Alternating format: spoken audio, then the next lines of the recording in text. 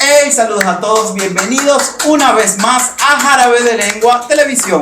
En su tercer capítulo les recordamos que deben de seguirnos en todas las redes sociales como @Jarabe de Lengua TV para seguir haciendo estos programas. Ha sido una semana súper entretenida porque hemos ido a visitar grupos culturales, deportivos, artísticos, hemos ido a eventos, así que si tú quieres que vayamos a un evento y quieres ser invitado a nuestro podcast, escríbenos por las redes sociales y estaremos.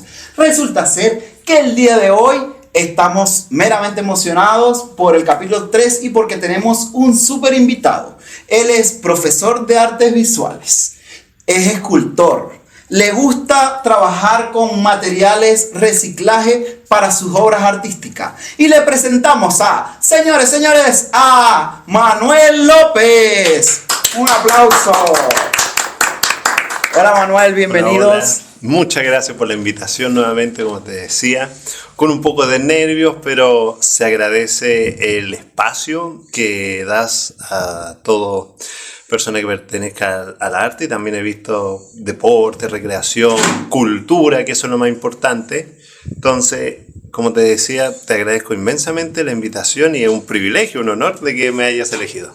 A ti por estar el día de hoy. Resulta ser que Jarabe de Lengua es un programa donde resaltamos personas, eventos, grupos de gente que estén haciendo cosas bien, cosas entretenidas, cosas para colaborar o apoyar este mundo tan caótico que está. ¿Quién es Manuel Alejandro López Roche? Una buena pregunta, hasta yo me la he hecho muchas veces. Bueno, podría empezar diciendo que soy de Rancagua. Estudié en la Universidad Metropolitana de Ciencias de la Educación, la UMCE en Santiago.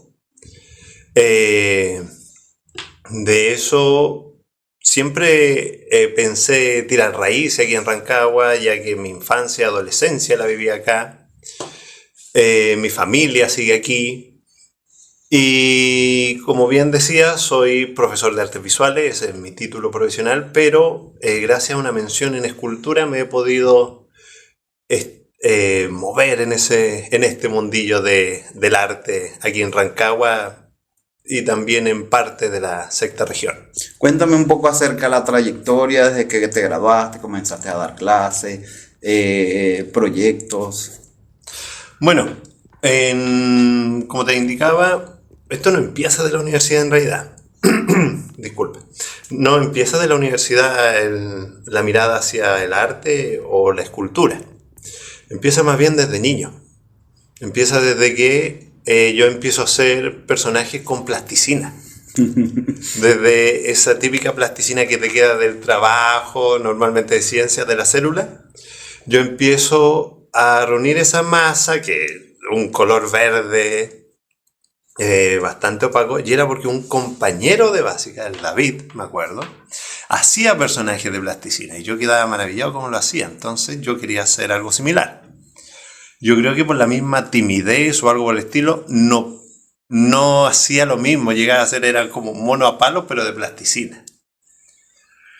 Pero ya con el tiempo, como no me atrevía a crear desde la nada, me acuerdo que vendían estos personajes, estos juguetes de plástico duro de la feria, a lo cual yo le agregaba plasticina. Entonces ahí le ponía armas, bombas, etc.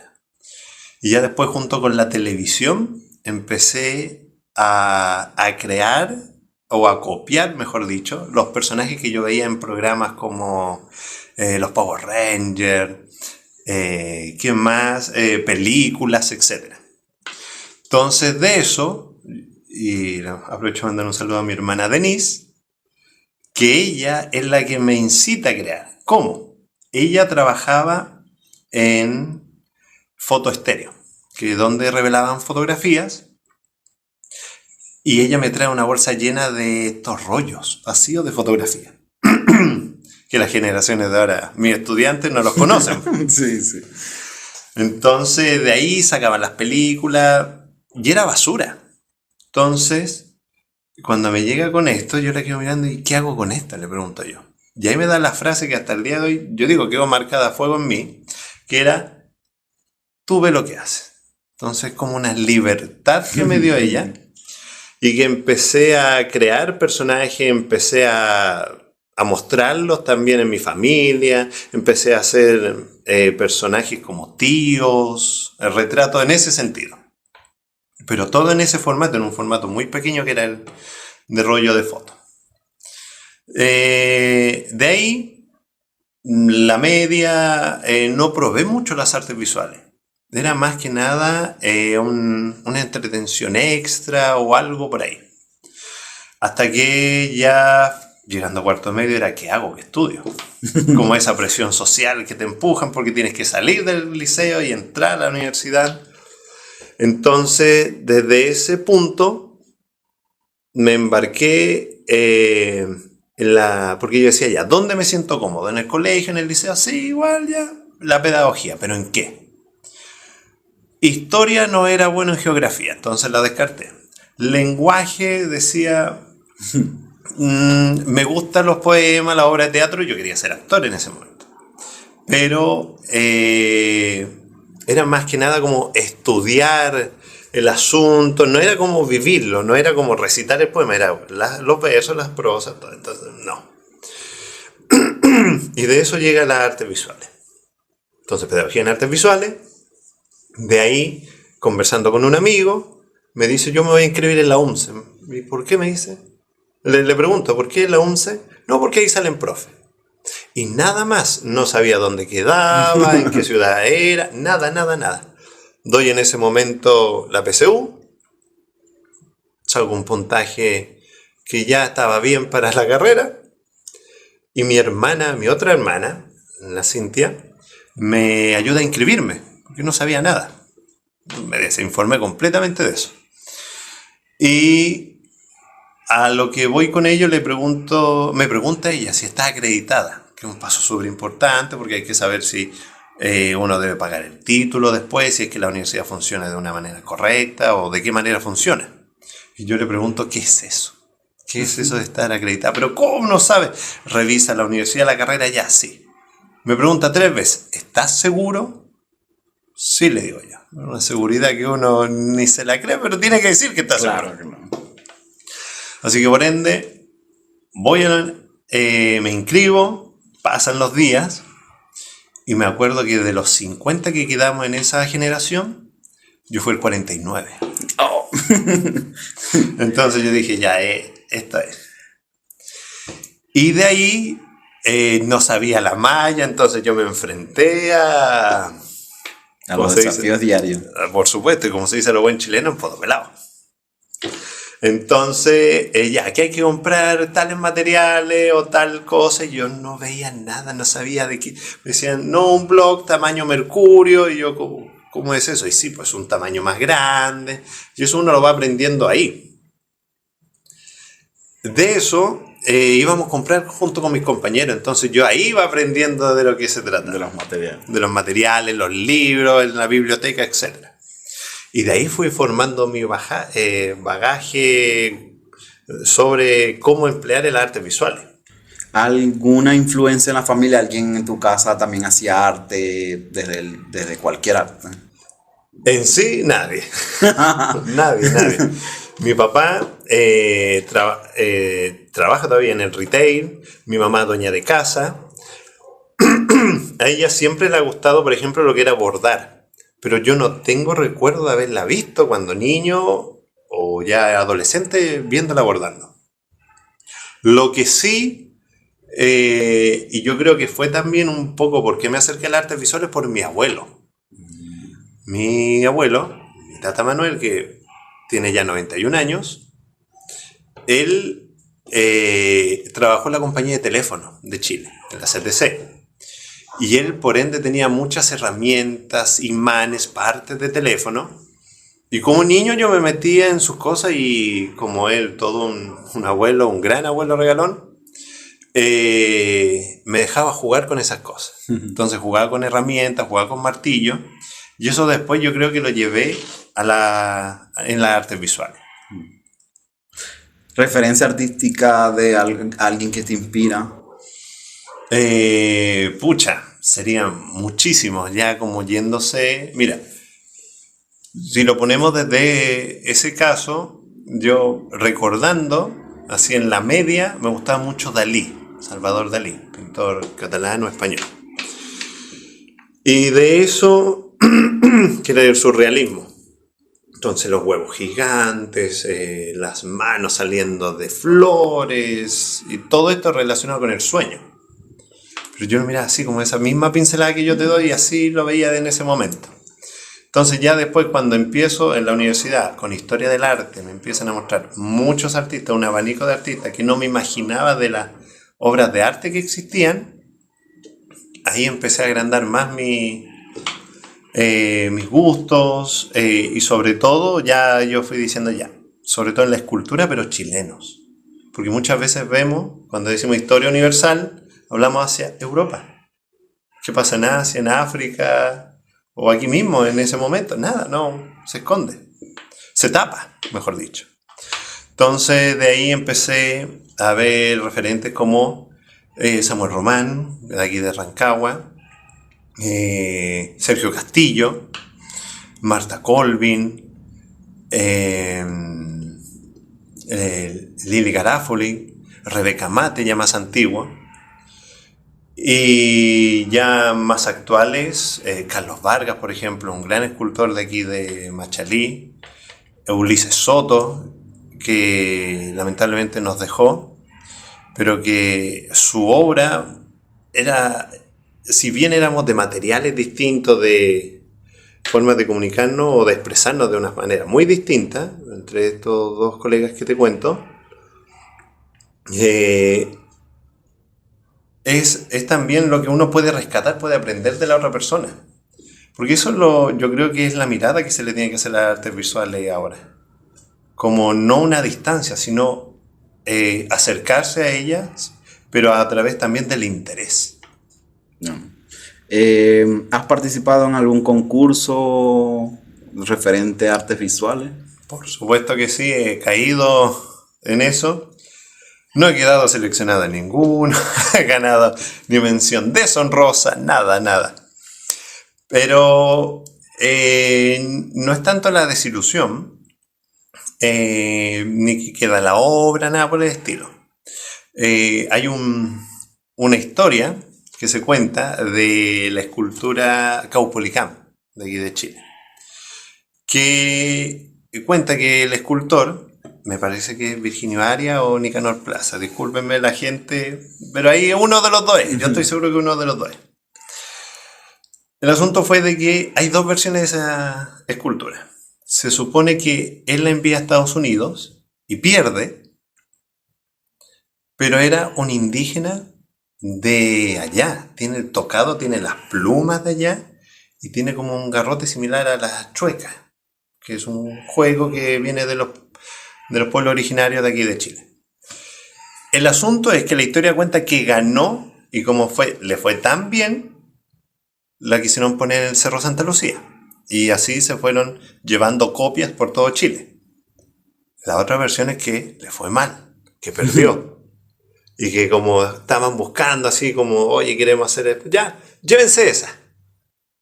Y de ahí quedó como la imagen que así era Caupolicán, pero en realidad es un indígena norteamericano, porque el concurso era en Estados Unidos. Ah, qué interesante. ¿Has realizado alguna exposición? Por suerte sí, ya desde la universidad, siendo que nosotros salimos con el título de profesor de artes visuales, pedagogía en artes visuales y licenciado en educación, los profesores justamente de cerámica, por ejemplo, que yo tenía la profe Marianela Núñez, Julio Meyer y Roberto Bascuñán, que me ayudó mucho en la tesis. Esos fueron mis tres profesores de escultura en la universidad. Hacían exposiciones junto con estudiantes. O ellos organizaban, pero llevaban a pura obra de estudiantes. Y nosotros teníamos que conversar con las personas. Me acuerdo en Recoleta. Recuerdo en un momento siendo ayudante yo después en la universidad del taller de escultura. Y otro compañero, el Esteban, del taller de cerámica,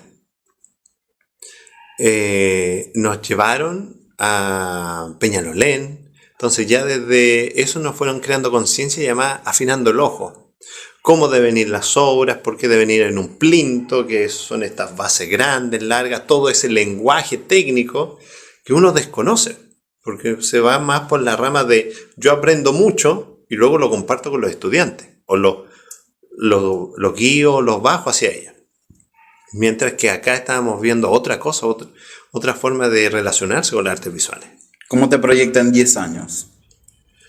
En 10 años, harto tiempo. Ojalá que, bueno, primero que todo, bien de salud.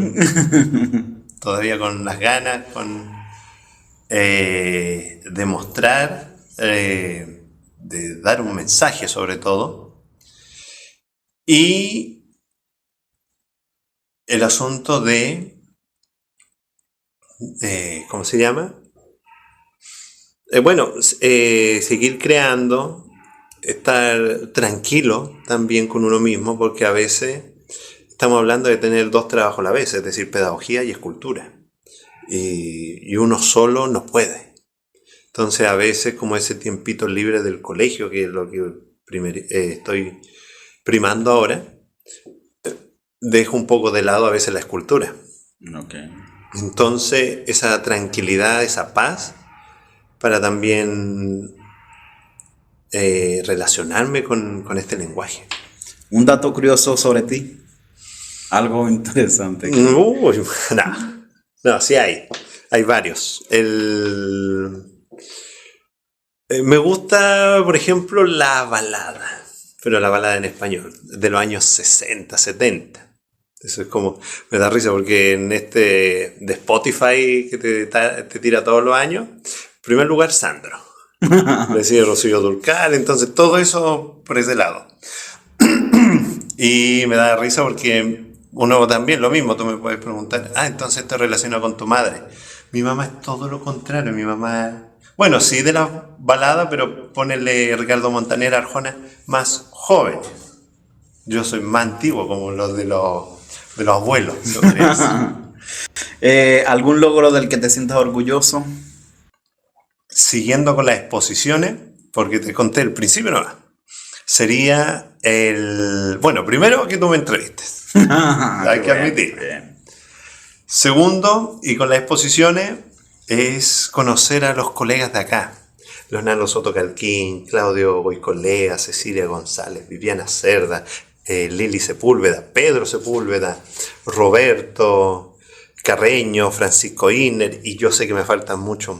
José Castillo, no se me olvida, ni Nina Riquelme, Vladimir Vanecha. Si llevaríamos todo el capítulo, porque es un cariño inmenso y una admiración que siento hacia ellos, porque he sentido siempre una grata bienvenida por parte de ellos. Y como te digo, exponer con ellos es sentirse lo máximo, porque es una oportunidad que te dan, y además que te alientan, porque algunos que ya tienen mayor trayectoria, por no decir mayor edad, mayor trayectoria, dicen, mira qué bueno que los jóvenes miren así las artes, que estén todavía involucrados, que quieran mostrarlo, que quieran participar con el público. Entonces todo eso te anima a seguir creando. ¿Algún reto por cumplir que se te ha hecho difícil? Además de vivir, nada, sería muy trágico eso. Sería ser más constante. A veces empiezo algo y no lo termino. Tengo muchas esculturas a media, se podría decir. Están como ya la pieza, pero le falta la base. O está la idea, pero no se ha concretado. Entonces, por eso digo esa tranquilidad. Uno de los rasgos más importantes aquí es ser constante. Es equivocarse y seguir, es ir probando siempre. Es lo mismo en todo, en la pedagogía también. Yo puedo planear una clase que me va a quedar espectacular, pero llega el día y los chiquillos, los niños y niñas no agarran, o yo no expliqué bien algo, siendo que creí que lo había explicado bien. Entonces todo eso se va formando en un error y no achacar, sino decir, no hago más esto. Todo lo contrario, continuar, seguir. Bueno, señores, vamos a comenzar el segmento ¿Qué dice la gente? ¿Qué dice la gente? Son preguntas. Nosotros siempre avisamos antes quién va a ser el invitado y varias personas en las redes sociales nos dicen qué cosas le podemos preguntar. Una de las preguntas, esta va a ser muy fácil y sencilla, ya que eres educador. ¿Qué consejo le darías a una persona que se encuentra bloqueada? O sea, va a comenzar a hacer un proyecto, comienza a hacerlo y casualidad, y no lo termina porque se queda bloqueado, pero ¿qué consejo le das para que tenga esa constancia? Mira, te leí la memoria, la mente, digo. Es justamente continuar. Pero, ¿sabes? Lo más preocupante en realidad es cuando uno falla. No es fallar, es cuando no te atreves a hacer las cosas. Eso es lo peor que uno puede hacer. Más que hacer las cosas y fallar, lo peor que uno puede hacer es no hacer las cosas. El error es parte de esto. Muchas veces, si uno ve, por ejemplo, pinturas, ahora se está haciendo mucho el sacarle como una radiografía con rayos X, uno se da cuenta que de los grandes maestros de la pintura, atrás hay errores, hay faltas, o eran otras pinturas nada que ver con la que nosotros vemos, que están tapadas. Entonces, por eso lo más importante en toda rama de lo que yo quiera hacer es hacerlo y después continuar. ¿Qué mueve tus ideas? Mis ideas, una vez le preguntaba a Pedro Sepúlveda, le decía que a veces pensaba en dejar la escultura. Como ya como profe tengo harto trabajo, estoy bien, todo. Me dice que tiene que ser algo que a ti te llame. Tú me puedes decir, ya quizás la escultura no es, pero la pintura más adelante.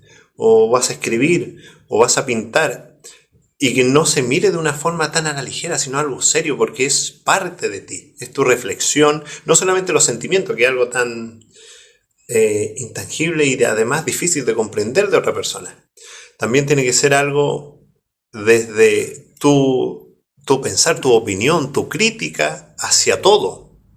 Porque al, por ejemplo, sacarle la foto a flores, puedes de eso hablar de la mujer, ¿verdad? O de la naturaleza, pero también te puede ir a lo político, a los diarios, hasta algo que está fuera de como el espacio exterior.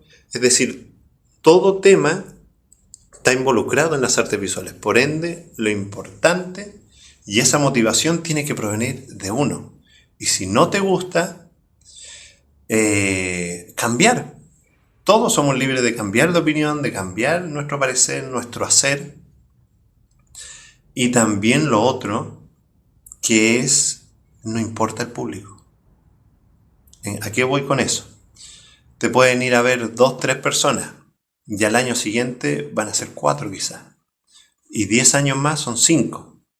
No importa eso. Si a ti te motiva decir algo y además de que tienes un público fiel, porque además te siguió por 10 años, tú tienes que seguir en eso. Tú tienes que además ser perseverante en todo lo que a ti te motive como persona.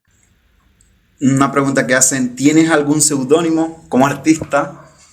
En realidad no, sería como más en redes sociales que me pueden buscar. En Instagram, que soy maloro_escultor. También en TikTok. Facebook, Manuel Alejandro López Roche. YouTube, no, en realidad. Pero esa por las redes sociales más que nada. ¿Qué debo estudiar para ser escultor? Fue una pregunta que hicieron. Estudiar harto. Harto mucho. Pero cuidado con eso de ¿cómo se le llama a esta persona? Como que aprende de sí misma, que no necesita como un profesor, no me puedo acordar ahora la palabra. Como Autodidacta, esa es la palabra. El autodidacta en sí no creo mucho. ¿Por qué? Por el asunto de que uno busca un tutorial, ya hay alguien enseñándote. Tú vas a llegar a un techo, siendo desde ese punto, y hay un taller, tú te metes a ese taller y lo sigo y te sigue, ¿cómo se llama? Y te sigue enseñando a alguien más. Entonces cuidado con eso de lo autodidacta. Yo diría siempre aprender de alguien. Y lo otro, si te dan un trabajo, que sea cualquiera, acéptalo. Yo en el tiempo de la universidad fui empaque en un supermercado, mientras yo escuchaba a otros colegas que eran ayudantes de artistas o de profesores, o hacían talleres, y yo empacaba en un supermercado. ¿Y eso en qué te sirve el aprendizaje al final? De que cómo guardar las cosas, o cómo guardar las esculturas para que no se rompan en el transporte. Siempre todo. hay que sacar como una enseñanza de todo. Siempre la hay, siempre. ¿Existen alguna organización o grupo de escultores y de artistas visuales en Rancagua, en Chile? Sí, de escultores está la Asociación de Escultores de Chile, asociación, que no pertenezco, sé que existe, pero ha sido más que nada por no saber cómo funciona. Está también la PECH, que es histórico porque fue como uno de los primeros, por decirlo así, como un sindicato, que APECH significa Asociación a Escultores y Pintores Chilenos, APECH. No, Pintores y Escultores Chilenos, ahí sí, Revera. Esa está por todo Chile. Yo pertenezco a AVO, Agrupación de Artistas Visuales de la región de O'Higgins, donde tuve la suerte de, como te digo, participar con esos artistas y más. También un grupo histórico que he tenido la suerte que me inviten a exponer con ellos, que es Los Inútiles. ¿Por qué histórico? Rancagua muchas veces, si nos vamos para la parte cultural en sí, como más cerrado, o la literatura, pensamos directamente en Oscar Castro. Y ese fue un grupo que fundó o fue parte de los fundadores Oscar Castro. Entonces de eso es muy importante que hasta el día de hoy se mantenga, porque ha tenido un núcleo muy bonito que es la amistad. Entonces, siempre son grupos de amigos. Bueno. ¿Alguna desventaja de estudiar artes visuales? Y esa vamos a unirla de una vez. ¿Cómo es el campo laboral? Ya. La desventaja de estudiar artes visuales es la plata que tú gastas en los materiales cuando estudias artes visuales. Era más que la mensualidad o lo anual de la universidad. Nos reíamos porque cuando llegábamos a tercer año, los 2 primeros años son súper académicos. Con el segundo año, segundo semestre, es con modelo desnudo, estar pintando, dibujando y haciendo escultura o en cerámica. Él o la modelo desnudo. Entonces, muy académico. Y ya en el tercer año, el primer semestre, por lo menos la malla que yo tenía en ese momento, era fotografía y grabado. Que son, en fotografía, un rollo tenía que ser tal rollo, en blanco y negro salían las fotos, lo cual ayudaba porque uno tenía que revelar. Entonces también era el papel, que uno tenía que comprar los químicos. Entonces era mucho material. Y en grabado tuve la suerte de ocupar más que nada reciclaje. Entonces otros materiales. Y sobre el campo laboral, como en toda área de las artes, toda rama, uno se tiene que mover. Yo tengo el colchón o la base, o como me decía mi profesor de dibujo de la universidad, Cristian Benavente, de que yo soy profesor. Ya de ahí, después viene lo otro. Pero uno puede hacer talleres, escultura, a pedido. También he visto colegas que han trabajado muy directamente con municipalidad, no solamente haciendo talleres, sino haciendo street art o obra callejera, como Julio Llameré, el cual pintó las bancas. También un compañero de Santiago, Felipe, que ha estado muy ligado a otra municipalidad de allá. Entonces, hay. Y sobre esto de los pedidos, que es como muchas veces como el sueño del artista, es como que, o que no me pidan nada, que yo haga cosas y las venda, lo hay, pero como dije, hay un público, es difícil, y siempre está el ejemplo, porque hay que ver también esas cosas como antes, porque no es solamente ahora, de Irma of Klim, que hace muy poco se descubrió su nombre, su obra, extensa además, y que ella se ha denominado, según historiadores y personas de internet también, como la madre de la abstracción. ¿Y ella qué hacía? Tenía obras abstractas de gran tamaño, pero que eran para ella. Porque para ella eran portales. Estaba toda esta onda de los medium, de el mundo más allá, porque murió su hermana. Entonces estaba muy involucrada y quería contactarse con su hermana. Entonces, como estaba con todo esto de estas sesiones, hacía estos portales que eran sus pinturas. Ella sabía que eran pinturas, pero lo llamaba así. Y eso eran para ella, decía. Y para la gente, ella siguió pintando paisajes, lagunitas, etc. Y eso lo vendía sin problema. Porque sabía que lo suyo no se iba a vender. Sino, hasta cuando ella muere, dice que por favor, en 20 años más, desde que ella muere, muestren su obra. Y en realidad fueron, no sé si 40 o 60 años después, como que el sobrino, porque no tuvo familia directa, el sobrino la guardó y después la encontraron. Y después fueron como averiguando de esta persona. Bueno, señores, ahora vamos a comenzar un segmento que es súper importante. Bueno, no es tan importante, pero es jocoso, que es el de verdad o reto.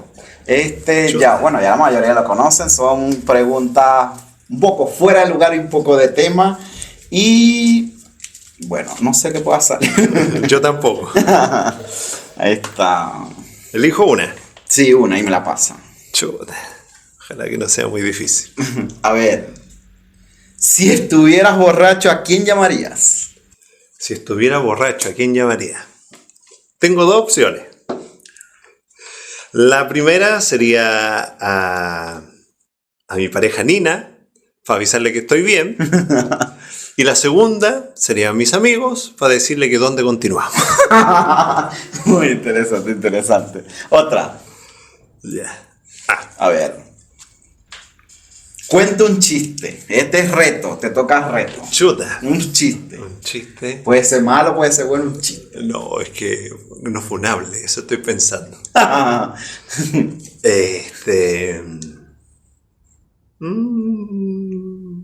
Ya, un clásico.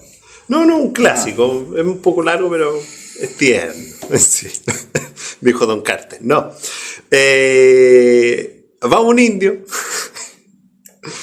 un nativo americano, norteamericano, va a preguntarle al papá: papá, ¿por qué llamar a mi hermana Flor del Amanecer? El papá le responde: al nacer tu hermana, yo salir de carpa. Y al mirar hacia el horizonte, ver una flor y el amanecer. Por eso llamar Flor del Amanecer. Se va el niño, vuelve. Papá, ¿por qué llamar a mi hermano Río Veloz? Vuelve, el papá le responde muy amablemente: al nacer tu hermano, yo salir de la carpa y ver el río Veloz. Por eso llamar a tu hermano Río Veloz. Y el papá lo queda mirando y le salta la duda y le responde: ¿y por qué hacer tantas preguntas, perro cagando? Ya sabemos lo que viene a hacer. La naturaleza. Otra. A ver. Una cita de donde te tocó escapar. Una cita de donde me tocó escapar. Sería del médico, porque no, o algo por el estilo, o quizá, no, ni con amigos, porque pensaba así con algo con amigos, pero no con alguien, así como juntémonos y no era la persona, no soy de esa onda. Listo, otra. Si no, por lo menos queda el tiempo para conversar. Sí. Se quedó. Personifica en la cámara una caricatura. Ay, ahí me pillaste. No sabría. Bueno, vamos, otra. La última. No, aunque más que personificar, ahora me acordé. Ahora por la barba no se nota, pero muchos me molestaban. ¿Te acuerdas de esta serie Lazy Town? Sí. Que había, y el malo, sí, decían que yo me parecía a Robbie Rotten. A ver, último mensaje que enviaste por WhatsApp. Aquí en la entrevista, eso fue así como una foto, aquí en la entrevista. Bueno, bueno. Bueno, señores, esto fue Verdad Reto. Vamos a continuar hablando. Hablemos un poco acerca de un proyecto que tenías que se llamaba Basuriarte. O sea, ¿de qué trató eso? ¿De qué trata? ¿Qué hicieron?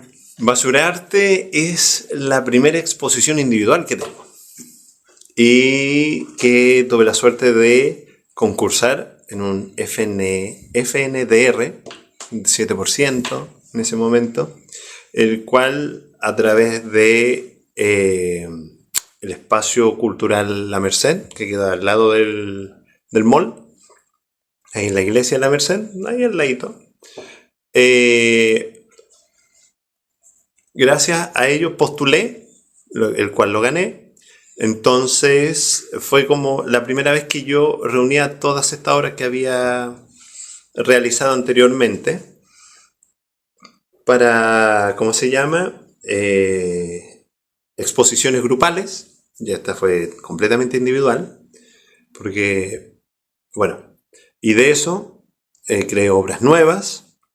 Entonces fue sumamente importante primera exposición individual.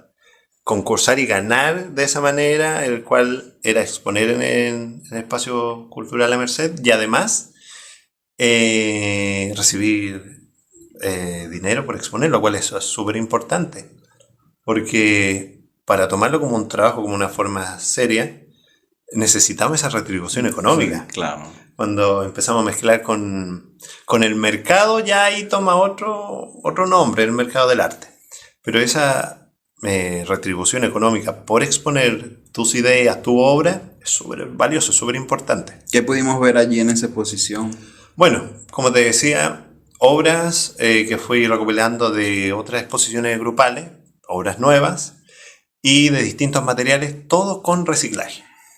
Entonces, esto también lo llevé a Graneros, a La Cleta, lo cual le agradezco por la oportunidad también que me dieron. Y denuncio al Museo de Graneros que no me pescaron, porque yo hablé con la persona, le mandé el portafolio y nada. Así que todavía estoy esperando esa respuesta. Habría que decirlo. Luego, fueron con materiales de reciclaje, botellas plásticas, tubo de PVC, papel maché, cartón, estos sobres de té, alambre y materiales por el estilo, pero bajo la idea o la premisa de, se ha escuchado por muchas veces, somos lo que comemos. Pero ¿qué pasa con somos lo que vestimos, somos donde vivimos? Y eso pasa un poco con las personas en situación de calle. Entonces estos eran materiales que fui encontrando en la calle, en mi recorrido diario. Entonces fue un poco un homenaje a esas personas, de que a veces pasan desapercibidas de nuestra mirada o pasan a ser parte del entorno en donde nosotros nos movemos, en donde vamos. Entonces yo dije, esto es súper importante de mostrar, de decir que son personas. Se habla, perdón, de crisis, a veces mucho del exterior o de acá, pero ¿cuál es una de las tantas crisis como país que estamos viviendo y que en realidad no tomamos en cuenta, no ignoramos completamente? Y es porque queremos. Entonces, de ahí, en el mismo texto curatorial, que es ese texto largo que uno lee al principio de las exposiciones, que para la gente, yo digo, es súper importante leerlo, porque eso es una introducción a lo que tú estás viendo, te explica la obra. Interpretación. Por supuesto. Que no es que tú le leas lo que trató de decir el artista, no, también tu interpretación es válida, pero es súper importante como saber a qué voy, o qué me voy a enfrentar. Hay una frase que encontré que decía que basura es el arte de los pobres, pero creo que como relacionaba al tema que estabas hablando, pero eso fue como una frase que encontré cuando empecé como a investigar al tema ese referente a eso. Sí, porque yo también, como te decía, en la universidad empecé a aprender más, me dije que no puedo quedarme como en la base nomás, tengo que saber más. y conocí lo que era un movimiento que era el arte povera, o arte pobre en italiano, el cual hablaba justamente de eso, de trabajar con residuos, trabajar también la parte más conceptual. Entonces era, por ejemplo, una escultura de una modelo que se conoce como la Venus de los paños, o ¿cómo se llama? No es trastos, es trapos, la Venus de los trapos, la cual es una típica escultura clásica griega, porque los romanos no hicieron nada, griega, que está pero de yeso. Ya es un material no precioso como lo que es la piedra. Y de eso, de eso está un montón de ropa. Entonces era como este personaje desnudo enfrentándose a la ropa, pero también era el asunto del consumismo, de cómo la gente consume, en este caso, ropa, etc. La belleza tiene diversas interpretaciones. Es que, ¿cómo se...? Mira, si vamos a entrar así a lo que es la estética, no llegamos a ninguna parte. Porque de colores, gustos, sí. Pero eso es algo que yo le dije a mi amigo que iba a hablar de esto, a José Castillo, también pintor abstracto. Y conversamos de eso, es que no podemos basarnos en los gustos para mirar no solamente artes visuales, sino arte en general. Es que no me gusta la ópera, pero todo por redes sociales, Andrea Bocelli, pero también Andrea Bocelli. Pero los que les gusta la ópera dicen, no, Andrea Bocelli es como de los populares, no me gusta tampoco. Entonces, si hablamos desde me gusta, desde que empieza esa frase, ya ahí perdió toda validez la opinión, además. No es una crítica. Entonces, lo que invito a las personas es... Sonará hasta feo o todo en contra, pero es no pedir más arte, sino aprender más. No del arte, sino no desde, qué enseñanza me dejó esto, sino de por qué esta persona está haciendo esto ahora. Un poco la crítica que se hace a la música urbana. Que no, que puro sexo. Pero eso es manifestación de lo que está pasando ahora en una forma social.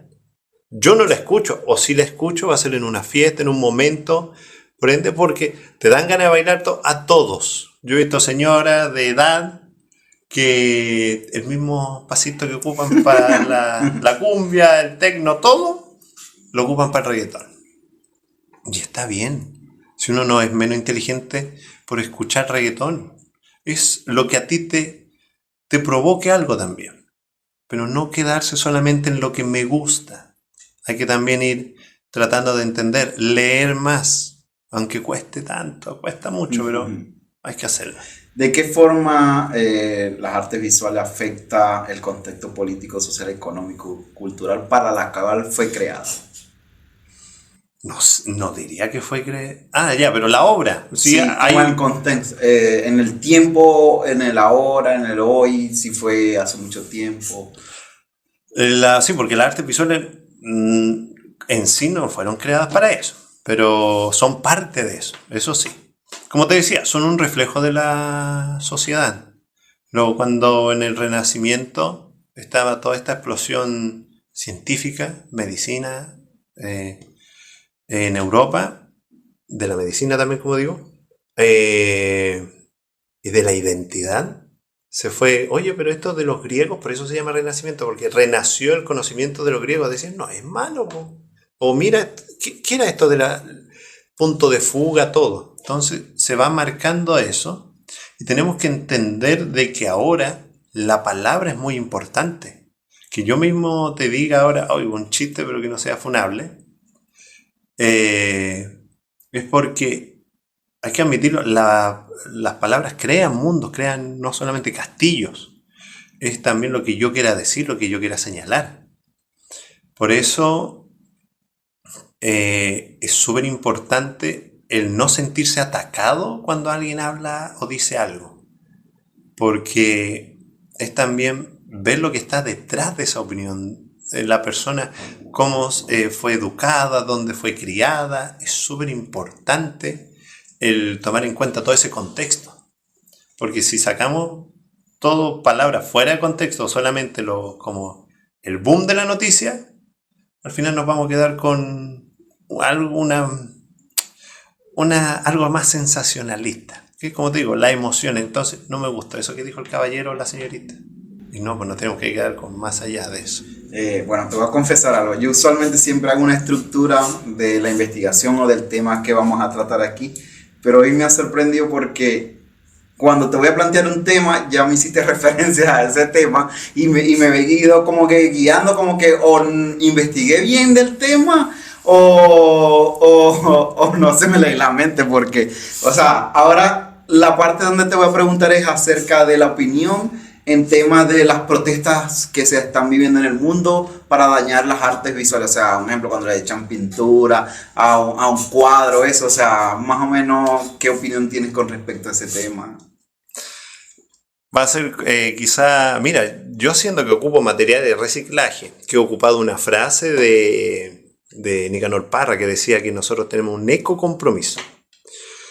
Yo te puedo decir que es una ridiculez. No me gusta. Es una ridiculez en realidad, porque, primero, la Mona Lisa se hace conocida, yéndose a la parte de la historia, porque fue robada. Cuenta la leyenda, porque no hay nada que lo compruebe más que papeles medio raros y toda esta idea teórica de que fue robada, y una semana después se dieron cuenta de que fue robada. El ladrón la guardó por un largo tiempo para no meter chiva en eso. Pero por ese largo tiempo se puso fotos por todos lados, en todos los diarios. Como sabemos, está en el Louvre, que es en París. Y que ya sale del país la noticia, todo. Y este ladrón la guarda por mucho tiempo, que era italiano.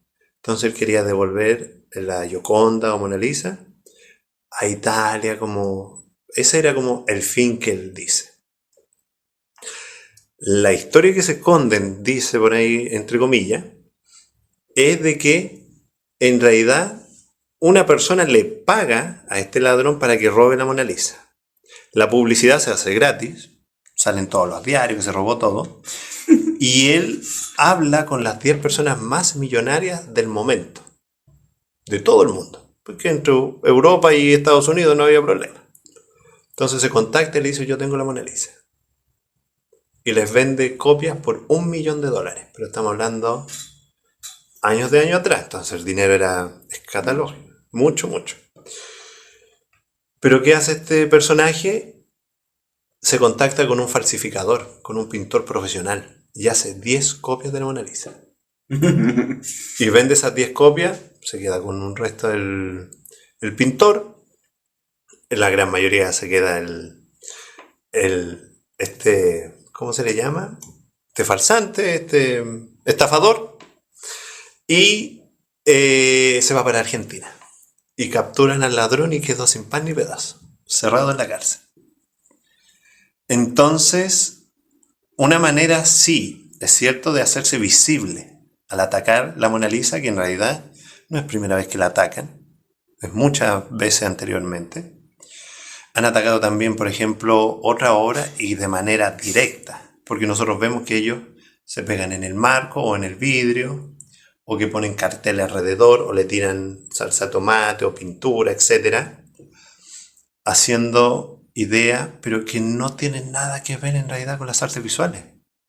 Esto se ha hecho propaganda por lo mismo, por el morbo que tenemos a veces, también me incluyo, de ver la noticia, que qué pasó, qué hicieron, por qué lo hicieron.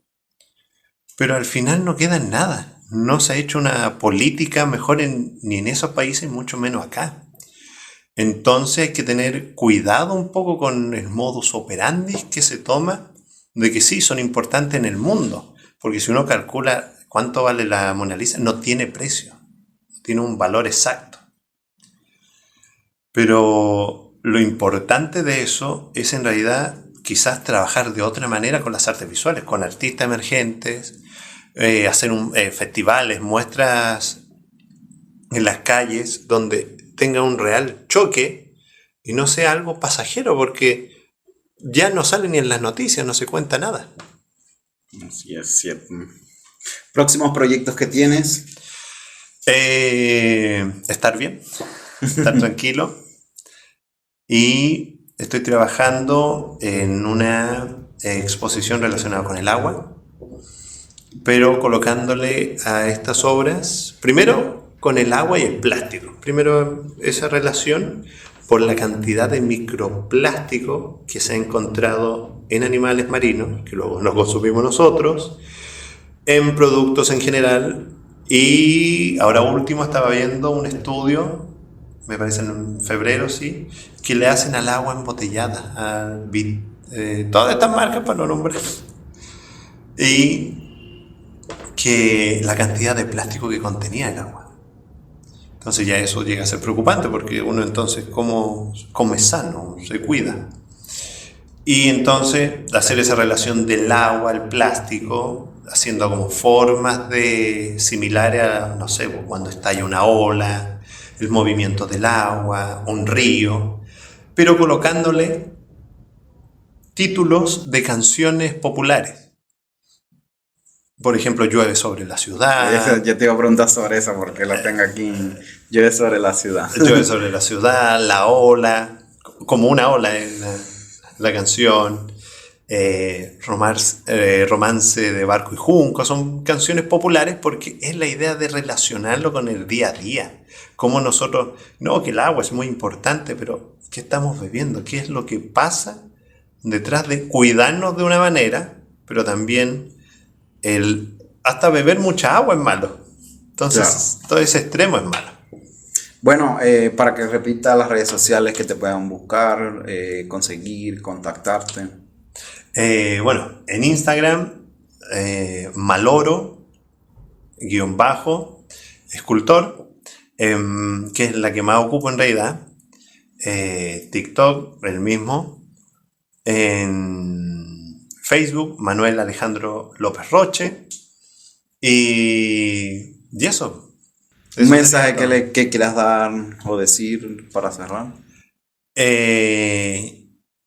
Necesitamos, como artista en general, más espacios como este, entonces por eso te lo quiero agradecer, la invitación.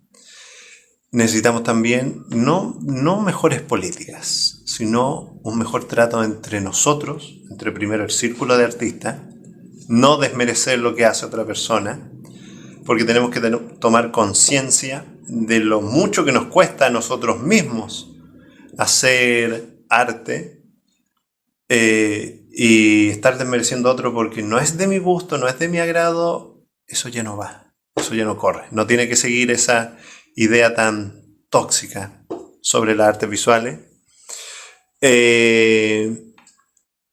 Y las personas que les interesan las artes visuales, que quieran, primero, que les interese ver artes visuales, vayan a los museos. Si usted dice que cuando voy está cerrado, ustedes son la mejor manera de que por favor extiendan los horarios, ya que si va más gente, se extiende el horario, hay de otra manera, de que la publicación de los eventos sea mejor. Falta más que difusión, que el cóctel sea bueno, que el vino de honor, que en realidad no sea solamente por redes sociales, porque no hemos dormido en eso.